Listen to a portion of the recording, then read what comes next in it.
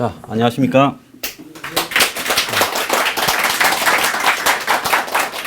네, 2부 시작하겠습니다. 아까 1부에서는 지금 이 한국이 어떻게 흘러가고 있나 이런 이야기를 세계의 흐름과 이렇게 맞추어서 이야기를 좀 했는데요. 2부에서는 그러면 이제 몇 가지 사실들이 어떻게 결론이 나갈까 하는 부분을 대략 좀 이렇게 의논을 좀 해보겠습니다. 자, 우리가 생각하는 것과 또 책에서 보는 것과 실제 세상이 흘러가는 부분은 매우 다르게 좀 흘러갈 때가 많습니다.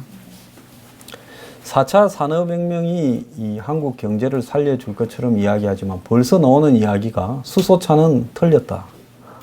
그 다음에 드론도 틀렸다. 도대체 드론을 가지고 어떻게 한국 경제를 살리겠느냐. 그렇잖아요. 그 다음에 이제 또 중요한 게 하나가 5G라고 합니다. 지금 LTE인데 그게 4G고 그게 이제 5G가 나올 거다. 이러는데 그럼 그 5G를 가지고 어디다가 쓰느냐. 통신사들도 작년까지 그걸 갖고 어디다가 더 빠르게 더 실시간으로 연결되는 이런 기능을 가지고 돈을 벌 수 있겠느냐. 기술은 개발해 놨는데 그걸 가지고 어디다 써먹느냐 이제 그 고민을 했어요. 그러다 보니 이제 지금 나오는 이야기가 어디다 쓰는가 하면 의사가 실시간으로 로봇을 이용해서 그 통신망으로 자신은 조정을 해서 수술을 하는데 그게 시간차가 조금이라도 발생하면 문제가 생길 수 있기 때문에 동시간으로 거의 0.01초 정도로 될 수 있다. 거기에 5G가 쓰인다. 그 다음 또 어떻게 쓰느냐. 무인차가 앞으로 돌면 무인차도 완전히 무인차가 기술이 그냥 이렇게 정상이 되어가지고 운전사 없이 저들끼리 알아서 피하면서 돌아다니는 이런 부분이 되려고 하면 그건 법도 그렇게 만들어져야 되고 상당한 시간이 걸릴 겁니다. 그 20년, 30년이 더 걸릴 수도 있어요. 그러면 당장 이제 대리운전 기사가 대리운전을 하러 사람을 찾아 쫓아다니는 게 아니라 자기 집에 앉아서 자, 대리운전 차가 이제 이 운전사가 없는 그 무인차가 돌아다니면 이제 거기에 손님이 타면 집에서 조정을 하는 거죠. 그러면 실시간으로 동시간이 되니까 이제 그런 데나 쓸 수 있을 것이다. 그럼 그런 거 말고 이 5G라는 데 걸맞게 굉장히 부가가치가 커지는 쪽으로 쓸 수 있는 게 뭐가 있겠느냐. 아직 답을 잘 못하고 있어요. 제가 하도 4차 산업혁명 그거 좀 사기다 하니까 또 사람들이 저를 욕을 해서 책을 많이 찾아봤어요. 제가 집에 있을 때 책 많이 봅니다. 근데 그 두 개 말고 5G를 가지고 어디다 써먹겠느냐 하는데 별 사례가 없어요. 그러니까 우리가 전화기가 삼성에서 계속 갤럭시 뭐 지금 어디까지 갔나? 9까지 갔나요? 삼성이? 그럼 9 다음에는 또 뭐라 합니까? 10이라 안 하고 이제 뭡니까? X라 합니까 또? 10이라 합니까? 10 나왔어요? 아직 안 나왔어요. 근데 그게 자꾸 만드는데 회사는 돈벌이 먹으려고 비싸게 팔려고 자꾸 만들지만은 쓰는 사람 입장에서는 그게 뭐 갤럭시 3나 4나 찍찍거리고 2년 지나면 뭐 못 쓰게 되지만 않으면 계속 쓰지 그게 더 필요가 없잖아요. 그러니까 어느 정도의 기술 발전이 되고 나면 그 다음부터는 그 기술 발전이 상응하는 어마어마한 사회적 부가가치와 그 다음에 이 고용을 창출하는 이런 쪽으로 연결되지 않는다는 겁니다. 자, 그러면 남아있는 지금 뭡니까? 3D 프린터, 문재인 말로 하면 3D 프린터. 그 3D 프린터를 가지고 난 범죄에 제일 많이 쓸 것 같아요. 왜? 권총 깎는 거, 플라스틱 권총. 그거 말고 3D 프린터를 가지고 어디다가 쓰겠다는 거냐. 제일 많이 사람들을 갖다가 이 고용을 창출하는 분야가 옛날에 영등포 가면 뭐 성형 같은 거 관련되는 철공소 이런 데 있었지 않습니까? 지금 이제 그런 것도 사라져 가고 있지만 이제 그런 거를 대체하는 역할 정도 외에 3D 프린터가 대중적으로 부가가치를 창출할 만한 게 뭐가 있겠느냐. 그것도 또 의문이에요. 그 다음에 AI. 이제 마지막 남은 희망주가 AI인데 바둑 기사들 전부 밥줄 끊어놓는 거 말고 이 AI가 뭘 할 수 있겠느냐.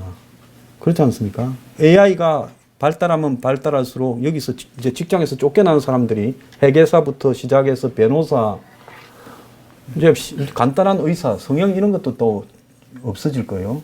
AI가 할 수 있어요. 그래서 그 자리를 없애지 그 AI를 가지고 얼마나 많은 일자리를 창출하겠느냐. 그래서 이제 전 세계가 한마디로 자기가 만들어 놓은 덫에 자기들이 빠지고 있는 겁니다. 상식적이라면 1차, 2차 산업혁명을 거쳐서 3차가 될 때 1차가 뭡니까? 전기 엔진이잖아요. 2차가 뭡니까? 전기, 에디슨. 3차가 뭡니까? 지식산업이라고 컴퓨터잖아요. 3차부터 시작해서 세계가 불경기가 본격화되고 있지 않습니까? 그러니까 컴퓨터가 생기면서 이메일이 생기고 인터넷이 생기고 이러면서 얼마나 많은 일자리들이 사라졌나. 여기 이제 저기 어르신들은 이제 젊었을 때 직장에 가면 회사에 사람들이 수두룩 했잖아요. 많았죠. 예. 경리부나 무슨 총무과나 가면 사람들이 수두룩 했지요. 심지어 문서 발송하는 부서도 있었는데 지금 다 없어져 버렸지 않습니까? 자, 그렇기 때문에 한국에 지금 일자리가 사라지는 부분을 막는 방법은 해외에 나간 회사들을 돌아오라 하는 거, 제조업, 전통 제조업을 복귀시키는 거 말고는 방법이 없어요. 미국의 트럼프가 메이크 아메리카 그레이트 어게인으로 이야기하는 가장 핵심이 뭡니까? 미국을 빠져나갔던 회사들을 다 미국 안 돌아오면 세금으로 너네들 회사 못 얻게 만들겠다. 그리고 다국제 기업 이렇게 해가지고 중국에서 만들어서 애플처럼 또 무슨 뭡니까? 이 조세 해피처에다가 적두고 세금 조금 내고 미국에서는 불과 2, 3만 명 고용하는 이런 회사들은 용납하지 않겠다. 페이스북 같은 데도 몇천 명밖에 안 되잖아요. 4, 5천 명밖에 안 될 거예요. 자산이 몇백조인 회사라. 그러니까 결국은 어떻게 되냐. 전통 제조업을 복귀시키지 않으면 나머지는 경제가 살아나는 거하고는 관계가 없다는 거예요. 지금 팡이라고 부르는 미국에 5개 잘 나가는 회사가 있죠. 뭡니까? 페이스북, 애플, 아마존, 그 다음에 넷플릭스, 그 다음에 또 한 개 더 있는데 구글 뭐 이런 거죠. 근데 이걸 보면 요즘 전부 5개가 다 매출이 떨어지고 시들시들해지고 있는 거예요. 그게 잘 나간다 해서 유니콘 기업이라고 하면서 샌프란시스코의 실리콘밸리의 핵심적인 기업들이었는데 저는 옛날부터 이해가 안 갔습니다. 이거 페이스북이 그게 있는가 없는가가 무슨 상관이 있어요? 넷플릭스 뭐 저도 봅니다만은 그럼 넷플릭스가 그게 뭔 그렇게 한마디로 유선 비디오 업자잖아요. 근데 그게 요즘은 그걸 갖다가 뭐 다르게 표현합니다만은 결국 유선 비디오 업자죠. 그 다음에 아마존 전자상거래 하는 건데 저런 게 엄청난 일자리나 없애는 거지 저게 뭔 크게 부가가치를 창출하겠느냐. 결국은 이런 상식이 입증이 되는 시대로 지금 돌아가고 있어요. 제가 옛날에 이런 거 비난할 때 욕 엄청 먹었습니다. 세상에는 그게 아니라 눈에 보이는 게 다가 아니라 이 부가가치를 갖다가 중간에 이렇게 형성해서 뭐 거래를 도우는 이런 기능들을 갖다가 무시해서는 안 된다고 말 복잡하게 하는데 쉽게 좀 이야기해달라면 쉽게 왜 가치가 있는지 말하는 사람은 별로 없어요. 그래서 정말로 일자리는 전통 제조업에서 나오는데 이게 이제 문제가 뭐가 심각해지는가 하면 일자리 창출을 미국에서 제일 많이 옛날 했던 게 뭡니까? 철강하고 자동차예요. 근데 미국에 지금 포드가 세단을 안 만든대요. 이제 포기했어요. 포드 세단들을 다 문을 닫고 있어요. SUV나 만들고 그 다음에 미국 같은 경우에는 픽업 트럭이라 만들고 왜? 차가 앞으로 전부 무인 자동차로 가는데 세단은 이제는 전부 집집마다 한두 대씩 두고 사는 시대가 끝이 났다. 그래서 차도 공유를 하게 되면 무인차로 굳이 세단을 이제는 안 팔린다. 그래서 세단이 점점 안 팔리니까 이제 안 만들겠다. 자동차 하면 미국의 포드 아니냐? 그래서 미국의 많은 차들이 지금 GM도 지금 한국에 철수하나 안 하냐? 100% 철수합니다. 곧 가요. 그러면 이제 유일한 방법이 한국 이 차가 살아남는 방법. 자, 현대 기아차가 3년 전만 해도 엄청나게 잘 나간다고 큰 소리 치더만은 금방 지금 망하기 직전이라고 우는 소리를 하고 있잖아요. 그래서 지금 유일하게 두 개 멀쩡한 게 차하고 반도체인데 지금 차가 그렇다. 반도체도 지금 매출이 줄어들고 있다잖아요. 올 이 4분기부터요. 그러면 현대차가 지금 미국한테 지금 세금을 이번에 25%를 때리면 미국에 80 현대 기아차하고 다른 차들 해서 한국이 1년에 미국에 83만 대인가 수출하는 걸로 알고 있어요. 현대 기아가 한 63만 대, 나머지 회사들 다 끌고 모아서 20만 대. 그런데 25% 관세를 얻어맞으면 한 80%가 사라져버릴 거라고 하지 않습니까? 수출이요. 그럼 한국에서 만드는 차들 중에 상당수가 다 공장이 문을 닫아버리는. 이제는 규모가 작아지면 만들래야 만들 수도 없는 상황까지 가버릴 거예요. 그래서 요즘 이 자동차 관련 1차 협력사, 2차 협력사에서 난리가 나고 있죠. 그게 뭡니까? 그 유성기업 이 폭행 사고가 그래서 나고 있는 겁니다. 자, 그래서 저는 이 경제가 살려고 하면 전통 제조업을 복귀시켜서 임금이 상식적인 수준으로 조정이 돼야 된다. 이게 안 되면 한국은 대부분의 일자리가 다 망해버릴 것이다. 근데 이게 불가능한 게 지금 노조 때문에 안 되지 않습니까? 그러면 한국당이 해야 될 가장 중요한 일 중에 다음 대선에 내세워야 될 공약 중에 하나가 뭐겠어요? 저는 내가 만약에 대통령에 나갔다 출마를 했다면 그럴 일도 없겠지만 뭔 이야기를 하느냐. 이 취임 6개월 안에 민노총, 한국노총 같은 노조에 대한 이 정부 주도의 사회협약 참여를 강제하고 거기에 응하지 않을 경우에는 해산을 하겠다. 다만 이것이 반민주주의적인 요소를 포함할 수밖에 없는데 지금 이 군중 심리로 말하면 이런 것을 해결할 정권이 아무데도 없다. 좌파든 우파든. 결국은 국민 투표에 붙여서 국민이 권한을 위임해 준다면 이것을 헌법에다가 또 법률에다가 기존의 자유민주주의의 질서에서 다소 맞지 않는 부분이라도 법을 통과시키고 헌법을 개정한 다음에 이걸 정리를 하겠다. 그리고 저항하면 공권력을 투입해서라도 처리할 수밖에 없다. 이 개헌을 시도하겠다고 국민투표에 붙이겠다. 공약을 해야 되는 겁니다.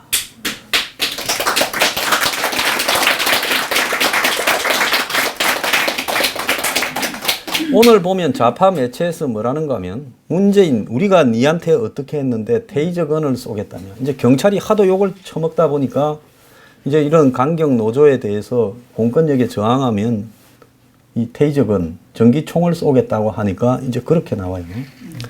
자, 지금 문재인을 밀어서 우리가 김정은만 바라보고 있는데요. 그 이면에 벌어지고 있는 일을 봐야 됩니다. 뭔가 하면 온통 이 좌파의 이해관계 업자들이 한마디로 문재인을 밀어서 박근혜를 끌어내리고 그 자리에 문재인을 조기에 갖다 넣으면서 한마디로 계산을 하자고 지금 달라들고 있고 이 정권 때 자기들 힘과 세력을 2배, 3배 늘리자고 지금 달라들고 있습니다. 지금 문재인 정권 전까지 한국노총이나 민노총의 조직원들이 줄어들고 있었어요. 그런데 지금 이 정권에서 엄청나게 늘어나고 있습니다. 왜? 공사 현장에 가서 일용직을 하는 사람조차도 민노총이나 이런 회원이 아니면 안 넣어주니까. 그래서 중장비를 공사 현장에 돌리려면 민노총에 회원으로 가입해서 회비를 내야 그걸 또 할 수 있어요. 그리고 지금 광주형 자동차가 뭡니까? 대졸 초임을 3,500에서 4,000 주자는 거 아닙니까?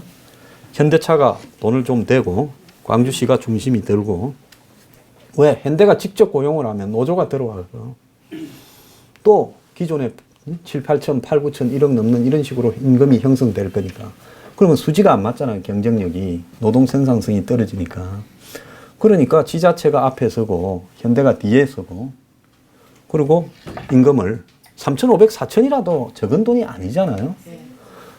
그러면 안정적인 직장이 될 수 있으니까 그렇게 해서 일자리들을 자꾸 늘려가면 결국 한국 자동차 산업이 경쟁력을 가질 수 있는데 그걸 민노총이나 이런 데서 바라봤을 때는 자기들 임금을 깎아먹는 쪽으로 작용이 될 것이다. 그러니까 그거 반대한다면서 자기 회사 내부의 일이 아니라 지금 저런 광주형 자동차 일자리가 결국은 자동차 산업의 임금을 떨어뜨리려고 하는 것이다라고 하면서 그걸 못하게 지금 저 난리를 치고 있는 거 아닙니까? 자, 그런데 문 정권은 이제 이 사람들이 좀 불편해지기는 시작해요. 그런데 이들을 전혀 배제하거나 밀어붙여서 뭘 못합니다. 왜 못하느냐? 자기들도 자기들이 이대로 밀고 나가면 머지않아서 전부 길거리로 몰려와서 문재인 끌어내리라고 아마 몇십만 몇백만의 집회가 이 보수 무슨 태극기 아니더라도 그렇게 될 가능성이 있어요. 생계난 때문에요. 그런데 그때 문재인을 지켜줄 수 있는 집단이 민노총이나 정교조 민변참여연대 같은 햇불, 촛불 범대위 이런 사람들이 모여서 문재인을 최악의 순간에 지켜줄 거다. 지금은 저끼리 티격태격하지만 문재인이 위기에 놓이면 그 사람들이 길거리를 또 점령할 거라 저는 그렇게 보고 있습니다. 그래서 얼마 전에 제가 한국당에 가서 이야기를 한 게 뭔가 하면 당신들 지금 문재인이 이대로 가면 지지율이 내려오고 당신들 지지율이 26, 27 가니까 이제 우리는 가만히 앉아 있어도 반사작용으로 이미지만 적당히 관리하면 입을 쫙 벌리고 있으면 감히 입에 딱 이렇게 조준해서 떨어질 거다 생각하는지 모르겠는데 다음에 이 대선이 선거로 끝장이 나지 않을 수도 있다. 제가 그런 이야기를 했어요. 그건 뭔가 하면 선동이 좌파들의 선동이 거리를 지배하면서 실질적으로 이 대중들 중에 중간쯤 있거나 부안내동하는 사람들의 시선을 헷갈리게 하고 또 거기에 맞춰서 정치권이 그 전에 정계 개편을 해서 중도 보수나 보수를 표방하는 듯 보이고 또 합리적인 좌파인 것처럼 보이는 세력들이 민주당을 해체하고 해체 모여해서 거기에는 보수의 상징적인 인물들까지도 좀 집어넣어서 새로운 정치 세력을 만들고 지금 기존의 한국당의 이 보수 세력은 세 조가리, 네 조가리, 다섯 조가리로 쪼개가지고 결국은 저쪽 세력이 결국은 문재인의 트랜스포머, 변신체인데 사람들은 거기가 여기에 분열되고 무능한 보수보다 낫다고 찍는 쪽을 선택해버리도록 대중적 선동이나 작업이 이루어지고 정치 공작이 진행될 거다. 그래서 제가 이야기를 했잖아요. 지금 홍씨라는 사람이 정당을 만들려고 또 대권을 가려고 준비를 하고 문재인 정권이 내리앉으면 아마 그런 중간에 자도우도 아닌 카멜레온 같은 사람을 총리로 임명하고 임종석도 바꿀 거예요. 자, 그렇게 하면서 문재인은 거기에 권한을 위임한다면서 지는 뒤로 빠지고 그럼 여당은 해체될 거예요. 더불어민주당이 해체되면서 이제 새로운 또 정당들이 총선을 앞두고 만들어지고 이 보수는 계속 분열 상태로 가 있고 지금 보수를 표방하는 사람들이 새로운 정치 블록을 만들어서 나중에 그 세력하고 붙어 먹거나 안 그러면 보수를 분열시키는 쪽으로 작용할 가능성이 저는 크다고 보고 있습니다. 그렇다면 이걸 못하게 하려면 어떻게 해야 되냐. 거리에서 싸워서 이길 수 있는 대중선동력과 포퓰리즘적인 그런 아젠다와 더 나아가서 풋뿌리 같은 조직망을 가져야 대선을 장악하고 보수가 그리고 이제 대선 승리 이후에 좌파를 정리를 할 수 있다. 그런데 지금 한국당이 그럴 능력이 되느냐. 지금 지구당마다 내가 100명씩 동원하면 25,300명이고 원회까지 하면 3만 명은 될 거고 100명이면 버스 2대잖아요. 한 달에 한 번씩이라도 해라. 자, 첫 달에는 100명, 둘째 달은 150, 셋째 달에는 200 해서 한 1년만 해라. 지금 무슨 물갈이고 뭐고 지금 무슨 친박이고 비박이고 이거 너가 지금 배부른 소리고 한간이 아니다. 솔직히 말하면 너들 중에 누구한테 돌 던질 만한 사람이 누가 있냐. 그러니까 누가 이제 이럽니다. 돈은 어째요? 그래서 제가 그랬습니다. 내가 뉴스 브리핑 할 때 정권에서 그냥 이렇게 탄압도 하고 방송도 못 나가고 내가 어디 나가서 뭘 전달할 공간이 없어서 내 책상 위에 그 어디를 통해서 할까 생각하다가 그나마 유튜브가 미국 회사니까 나중에 막는 데는 좀 더 강하게 버틸 수 있지 않겠냐 해서 유튜브로 했다. 그런데 지금 회원들이 모이고 이렇게 조회가 누적되고 이러면서 지금 이렇게 해 나가고 있다. 근데 당신들은 나보다도 훨씬 더 유명하고 훌륭한 사람들인데 그게 걱정이냐. 열심히 하다 보면 돈은 해결되지 않겠느냐. 제가 그 이야기를 했어요. 그런데 당내 사정이 복잡해서 그럼 오늘 여기에 12명 모였으니 당신들끼리 도원 계리를 맺고 혈서를 써서 우리부터 계파 관계없이 거리투쟁으로 지금 문정권과 맞서자고 투쟁위원회를 만들어서 하면 될 거 아니냐. 하기 싫은 거죠. 왜 안 한다고 생각하세요? 강남에 가가지고 저기 요즘 제일 비싼 게 삼성 아이파크 뭐 그런 데라지 않습니까? 그 앞에 있는 분들 보고 이 군 고구마를 좀 구워서 이렇게 팔면 장사가 잘 될 거니까 제가 이 트럭 한 대 빌려 드릴 거니까 해봐라 하면 하겠습니까? 안 하죠. 똑같은 거죠. 왜? 평균 재산이 30억이에요. 돈 많은 사람 빼고. 하기 싫은 거예요. 저 같은 사람은 오늘도 새벽부터 나와서 지금 하루 종일 일을 하고 있습니다. 중간에 병원도 갔다 오고 하루 종일 일을 하고 있어요. 그런데 그럼 왜 하냐? 그냥 해야 될 것 같아라는 생각이 몸에 배어서 그냥 하는 거죠. 안 하면 이렇게 견디기가 어렵죠. 난들 안 피곤하겠습니까? 아침에 잘 때는, 그러니까 아침에 일어날 때는 피곤해서, 너무 피곤해서 못 일어나겠대도 항상 8시 20분쯤 되면 사무실에 도착을 해요. 매일 아침에요. 누가 내가 뭐 8시 20분이 아니라 9시 20분, 2시간 더 자고 10시 20분에 온다고 누가 내보고 뭐라고 하겠습니까? 그건 내 스스로 끊어놓은 어떤 이 원칙 때문에 그렇게 하는 거죠. 근데 이거는 좀 체화되어야 되는데, 그리고 또 솔직히 말하면 소명의식이나 사명감이 좀 있어야 돼요. 근데 그런 게 없는 사람들이에요. 그래서 중요한 건 뭔가 하면 한국당이 저렇게 생각하다가는 문재인이가 죽을 쓴다고 끝나는 게 아니라 저는 문재인은 끝났다고 봅니다.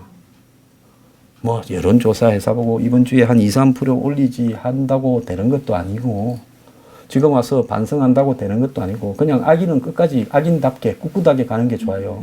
그래서 오늘 보니까 갔다 와서 조국이 보고 기강을 더 강하게 잡아라고 그래서 그냥 그 절대로 바꾸지 말고 그 페이스로 꿋꿋하게 가다가 그냥 악당이 이 영화에 보면 악당이 그래도 완전히 악당 캐릭터에 특화돼 가지고 메소드 연기를 하면서 이러면 나중에 악당이 총 맞아 죽어도 저 참 악당 연기 잘한다 하지.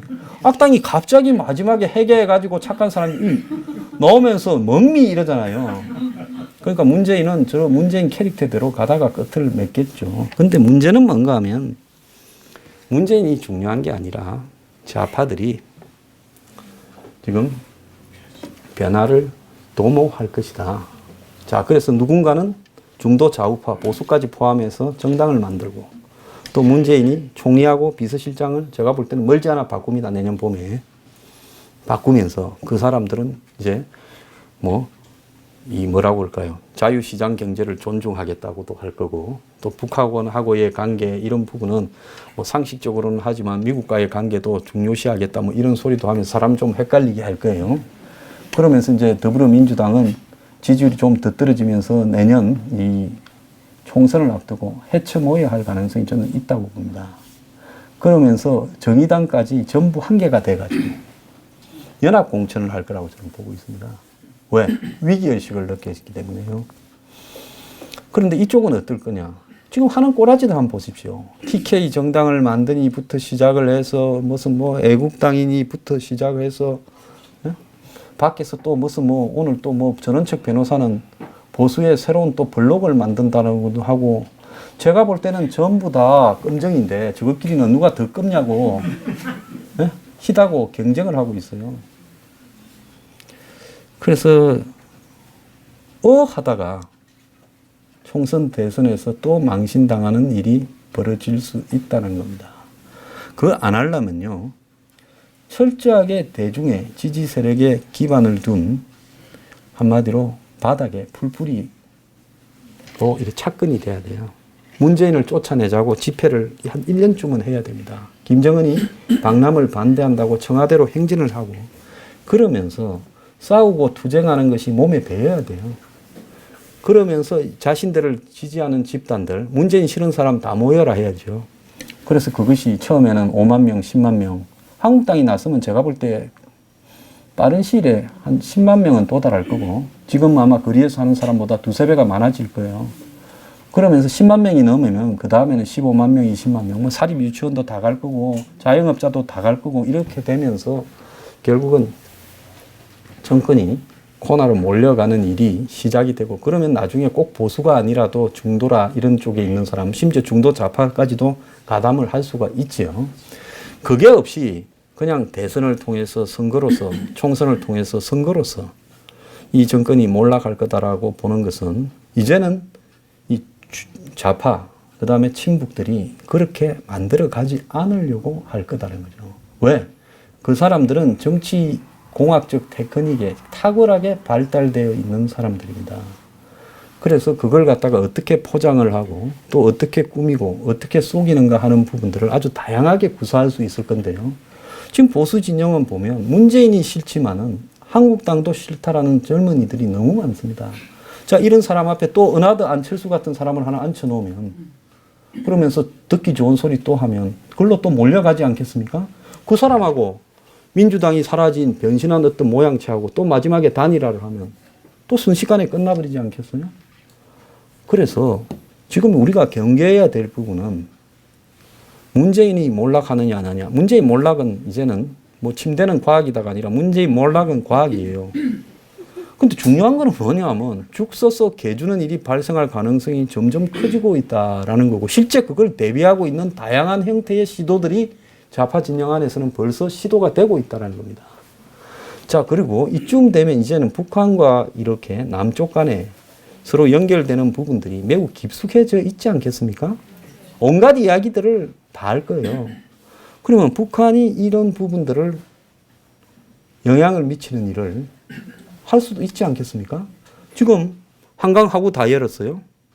자, 서해 5도는 사실상 포기했어요. 정찰기 비행기도 못 이렇게 날리고 더 나아가서 포사격 훈련도 못합니다. 사실상 포기한 채 방치하는 거죠. 전 세계 어디에 자신들의 전진된 기지를 저렇게 포기를 쉽게 하는 것을 어디서 우리가 볼 수 있습니까? 대만이 중국하고의 관계에서 중간에 대만보다 훨씬 멀고 중국 바로 앞바다에 금문도라고 있죠. 거기서 나오는 빼갈이 유명하지 않습니까? 금문도. 근데 그 금문도에 대만이 지하를 전부 파가지고 요새로 만들어놨죠. 중국이 그 금문도에 상륙을 해서 점령을 하려고 49년에 중국 대륙을 먹은 이후부터 수도 없이 시도를 했어요. 근데 대만이 계속 포격을 하고 싸우면서 그걸 지켰어요. 심지어 그 월량 대표 아저씨입니까? 그 노래를 부른 가수 이 덕여군도 거기에 가서 몇 번이나 군복을 입고 중국 본토를 향해서 선동 연설까지도 했어요. 그래서 그 중국 코앞에 있는 섬을 대만이 지키고 있는 겁니다. 왜? 대만 입장에서는 금문도가 넘어가게 되면 결국 중국 본토도 얼마 버티겠느냐라는 부분에 치명적일 수 있죠. 자, 그런데 그런 대만이 이번에 보면 이 지방선거에서 중국의 협박에 대만 사람들이 녹아나가지고 지금 국민당이 과거에 장개석 당인데 중국 하나다라는 입장을 유지하고 있는데 최대로 반공해야 될 국민당이 좀 이상하게 가고 있어요. 방향이요. 그런데 민진당 지금 차이잉원 정권의 여당인 민진당은 이 대만이 독립하자. 중국하고 하나로 간다는 것은 우리 이제 무리다. 중국이 벼락 맞아서 저절로 해체되기 전에는 우리가 하나는 되기는 어렵고 대만은 대만이다. 타이완으로 가자. 그걸 투표한 거 아닙니까? 올림픽에서 쓰는 이름을 가지고요. 그런데 이 차이니즈 타이페이로 돼버린 거 아니에요? 그러니까 져버린 거죠. 그러니까 중국, 대만의 국민들의 인식 수준이 굉장히 심각할 정도로 중국의 협박에 굴복하는 일이 벌어진 겁니다. 자, 만약에 북한이 한국에 중요한 선거가 있을 때 북한 입장에서는 지금 이런 식으로 군사 합의를 통해서 평안이 어쩌니 하다가 한방에서 서해 5도나 영종도 저 인천공항이 있는 저 섬이나 뭐 강화도나 뭐 그런 부분을 일시에 점령을 하는 것은 일도 아닐 거라고 저는 보고 있어요. 자, 여러분, 우리 요즘 군의 이런 자세나 태도로 봐서 전쟁이 나면 싸우라고 지휘하는 사령관이나 또 일선에서 싸울 병사들이나 좀 있을 것 같습니까? 아니 병력 복무 자체를 양심적 무슨 뭐 병력 거부를 이제는 깜빵에 갇힌 놈들도 군대 안 간 놈들 다 풀어주는 마당에 그 싸우는 사람 다 어떻게 생각하겠어요? 개죽음이다라고 생각하고 누가 싸우겠어요? 다 항복해버리죠.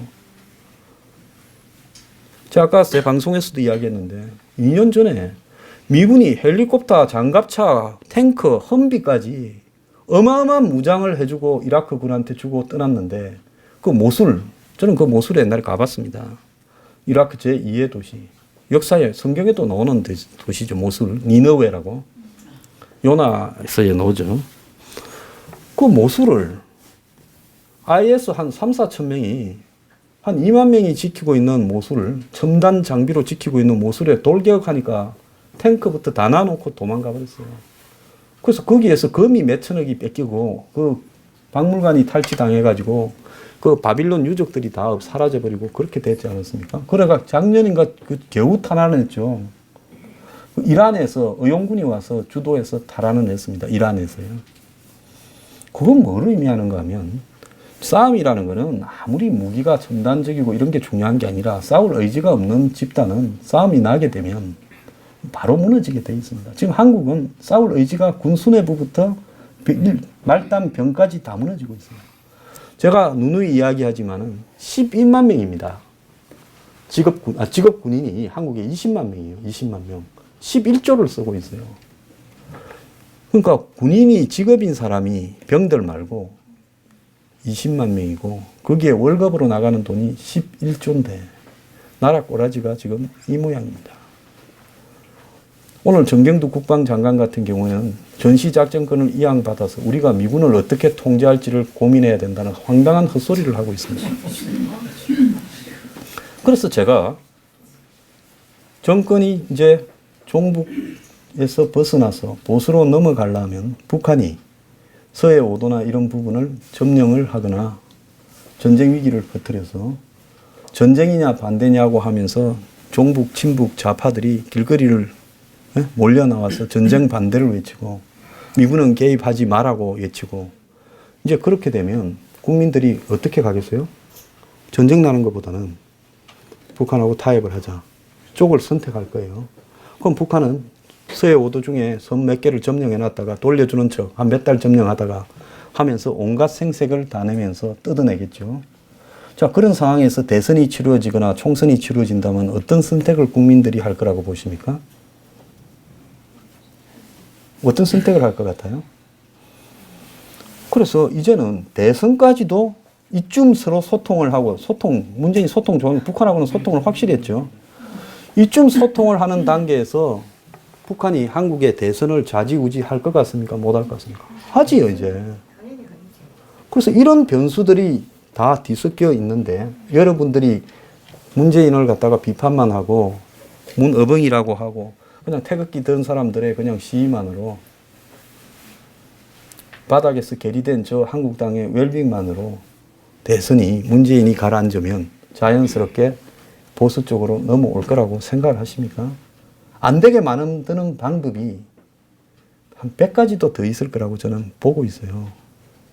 그래서 이 정도로 해체되기 전에 보수에서 지도자가 그래도 이 국민에게 대안이라고 할 수 있는 존경받는 지도자가 있어야 되고 그런 지도자를 중심으로 강력한 투쟁을 할 수 있어야 되고 또 대중성을 가지고 수십만 명을 동원해서 선동에는 선동으로 길거리에서 맞서고 또 대중적 카리스마를 가지고 연설을 해서 수만 명을 감동시키고 수십만 명을 감동시킬 수 있는 능력을 가지고 있고 또 대중들을 자기 편으로 끌어들이기 위해서 좌파적이다 우파적이다가 중요한 게 아니에요.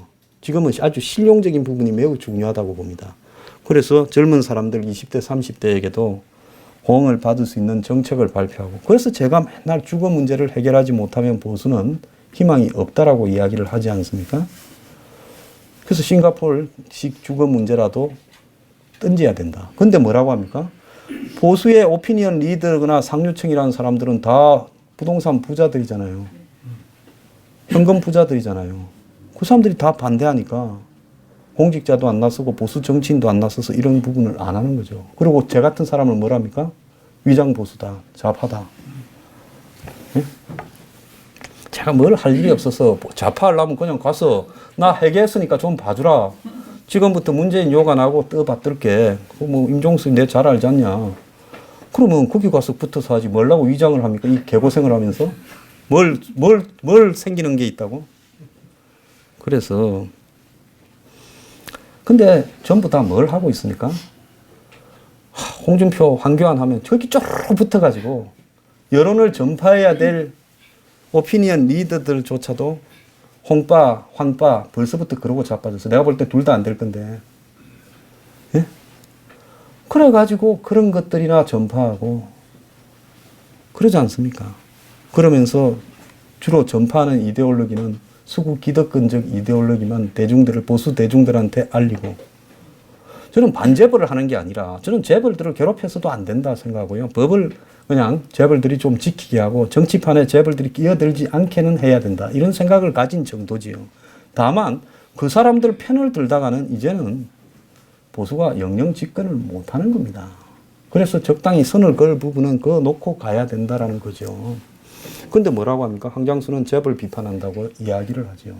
그래서 가만히 보면 보수 진영 안에 저한테 대해서 이렇게 엄해하거나 폄하시키는 부분에 집요하게 퍼뜨리는 사역들이 있다라는 걸 좀 보고 있어요.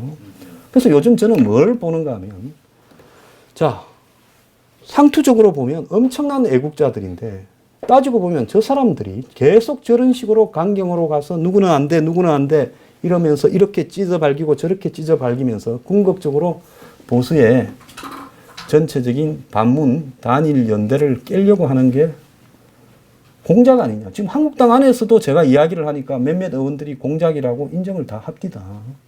그래서 한번 보세요. 자, 정치인들끼리 나 잘못해서 반성문을 100% 쓰면 그때부터 정치할 수 있습니까?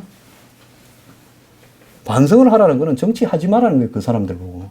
그런데 태극기 드는 사람이 정치하지 말라고 해서 그 사람들이 정치 안 하겠어요? 자기 실력으로 다 국회에서 당선돼 왔다 생각하고 다음에도 그걸로 승부를 걸라고 할 건데요. 그래서 관철될 수 없는 이야기를 요구하고 있어요. 또 그 사람은 그걸 갖다가 만약 난 탄핵에 찬성해서 죽을 죄를 지었다고 해버리는 순간에 걸레가 되는데 그걸 하겠습니까? 안 하지요. 자, 그러면서 탄핵 때 어떤 입장을 가졌느냐부터 시작을 해서 온갖 건수를 갖다 들이밀면서 이리 찢어발기고 저리 찢어발기고 있어요. 참 이 이야기까지는 안 하려고 했는데 좀 도가 지나치게 몰고 가고 있다. 또 대중들에게 이런 여론을 전파하는 역할을 가진 지식인 역할을 해야 될 사람이 전부 거기 붙어가지고 설파를 하고 있어요. 뉴스 브리핑 말고 다른 이런 분들도 많이 계시지만 그분들이 어디에 기반을 두고 하고 있느냐. 그렇게 좀 못하도록 말리고 설득을 하고 대중들한테 그렇게 해야 되는 거 아닙니까? 근데 욕은 저 혼자서 다 먹으면서 가고 있어요.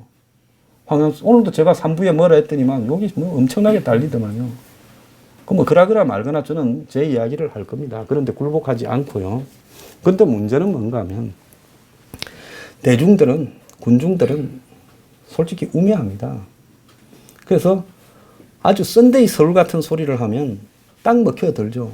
열심히 보고요. 제목만 좀 자극적으로 달아도 지금까지 저 사람이 하는 소리를 보면 제목 저렇게 달한 게 볼 가치가 있겠는가 뻔한 건데도 또 봅니다. 그래서 그게 대중이에요. 그러니까 대중을 상대로 정치를 할 때는 선동하고 왜곡하고 이렇게 하면 먹혀든다라는 걸 알고 있는 겁니다. 그래서 그렇게 열심히 그렇게 하고 있는 부분이에요. 근데 적어도 지식인이라면서 남에게 자신의 사상과 가치를 전파하는 사람이 그런 식으로 소수의 길거리 대중들에게 영합해서 그런 말들을 전파하면서 그렇게 가서는 되는 것인가? 그거는 다 축자라는 겁니다. 그리고 특정 정치인에 기반해서 어떤 주장을 해서는 되는 건가? 제 방송 들은 분 중에 제가 누구하고 붙어 먹은 적이 있는 것 같은가요? 있으면 있다고 하세요. 여기 계신 분 중에. 없어요. 예? 없어요? 없죠. 제가 한국당에 간다고 제가 이야기할 때 서두에 꺼냅니다. 내 당신들한테 공천 부탁할 일 없을 거니까. 그러니까 당신들하고 나하고 동등한 위치에서 기분 나쁘더라도 허심탄회하게 이야기를 하죠. 그러면 이제 다 나가달라 이제 이렇게 하고 지난번에 한번 중계한 뒤로는 아마 텔레비로 놓는 일은 절대 없을 거예요. 그래서 저는 제가 이렇게 살아가는 부분에서 제 가치를 설파하는 이유 이외에 다른 이유로 이런 방송을 할 이유도 없고, 저 새벽에 일어나서 밥도 안 먹고 저는 당에 가서 그 사람들 데리고 사람 되라고 이야기할 이유도 전혀 없는 겁니다. 그렇다고 저보고 협박하거나 공갈하는 사람들한테 굴복할 이유도 없는 거예요. 100번 이야기해도 저는 박근혜 전 대통령 탄핵 될 만한 사유가 있었다고 봅니다. 그리고 제 강연을 들어오시는 분들한테 제가 영합하기 위해서 그런 부분을 애매하게 이야기를 하지 않습니다. 대통령으로서 저 지경까지 빠졌다라는 건 그 자체가 탄핵 사유까지 충분히 되는 겁니다. 그러지 않습니까? 어떻게 해서 뽑아줬는데요? 자기 혼자 잘나서 됐습니까? 그래서 나라를 이 지경으로 만들어가지고 누가 저렇게 만들었는데 왜 거기에 실컷 돕다가 마지막에 이제 제가 그러면 탄핵 찬성을 안 했다고 하더라도 탄핵 안 됐겠어요? 저는 보수에서 저런 식으로 대통령 하는 사람 다시는 나오지 말라고 탄핵 찬성한 겁니다. 제 주장은 제가 앞으로 여러분한테 사라지는 그날까지 전혀 바뀌지 않을 거예요. 이명박도 좀 잘못됐어요. 왜? 아니 국민을 먹여 살리라 했지 지 혼자 잘 먹고 잘 살라고 대통령 됐어요? 능력 있다 해서 뽑아줬는데 사람 좀 문제 있어도 그 능력을 뭐 하는 데 써버렸습니까? 그런 걸 가지고 우리가 감싸서는 안 되는 거예요. 저렇게 하다 보니 9년을 집권하고 나라 꼴이 이 모양으로 되게 문재인 같은 사람을 불러오지 않았습니까? 그럼 불러온 사람을 먼저 비판해야지 왜 저를 비판합니까? 그 직전까지 제가 개고생을 하면서 정권 좀 지켜보려고 충원을 하고 1인 시위를 70일간 땡볕에 한 부분은 왜 말하지 않습니까? 그런데 이제 와가지고 그 유산, 관을 메고 그 영광을 조금이라도 이렇게 누려보겠다고, 부스러기 좀 누려보겠다고 그걸 갖다가 다들 네 그거 찬성했지 반대했지 하면서 공갈 협박을 합니까? 정신 차려야 돼요, 보수 대중들이요. 그러지 않습니까? 맞습니다.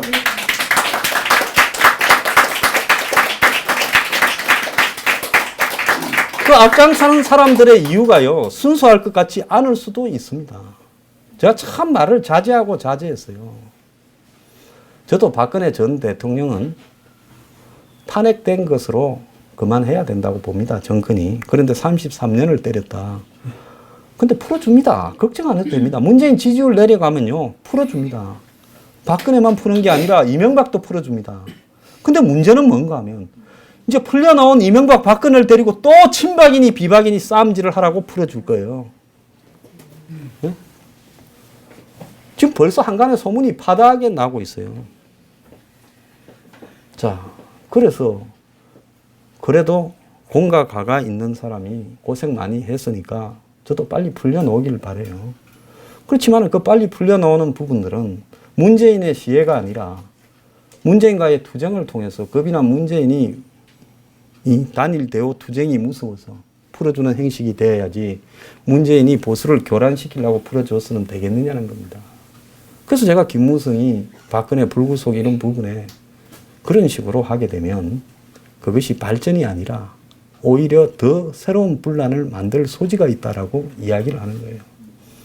자, 또 무슨 태극기 하는 사람들 중에 일부는 박근혜 전 대통령의 사과 뭐 이런 게 필요하다. 사과할 사람입니까? 안 할 거예요. 자, 그래서 이게 굉장히 문재인 지지율 내려가면 모든 게 될 것 같았는데 실제로는 그것보다 훨씬 더 복잡한 일이 많을 수 있다. 정당이 변화하고 해체될 수도 있고 교란을 시키기 위한 다양한 사람들이 등장해서 막판에 이하 집산을 해서 그것이 보수에도 그런 세력들이 여러 개 생겨날 수도 있다. 그리고 가장 원론적일 수 있는 사람들이 그 열정이나 노력은 인정을 하지만 그건 자신들의 충실함이고 저는 열정 없습니까? 저도 열정 있고 충실히 노력하고 있죠. 그럼 그것만으로 자기들이 대단하다. 자기들이 모든 정도를 가고 있다. 정의를 이렇게 지향하고 있다. 이렇게 해서는 안 되는 겁니다. 열심히 한다고 다 잘하는 게 아니에요. 중요한 것은 뭔가 하면 방향이 맞아야 된다. 이런 부분이 중요하죠. 그래서 이 보수에 대한 이제는 교란에 대한 전술을 이렇게 제가 볼 때는 착수했다라고 보고 있습니다. 우리가 성공하기는 틀렸으니까 저쪽을 헷갈리게 해서 우리가 잡자. 그래서 이런 부분들을 우리 보수 진영 내부에서 굉장히 고민을 해야 된다. 오늘 제가 그 말씀을 드리고 싶습니다. 감사합니다.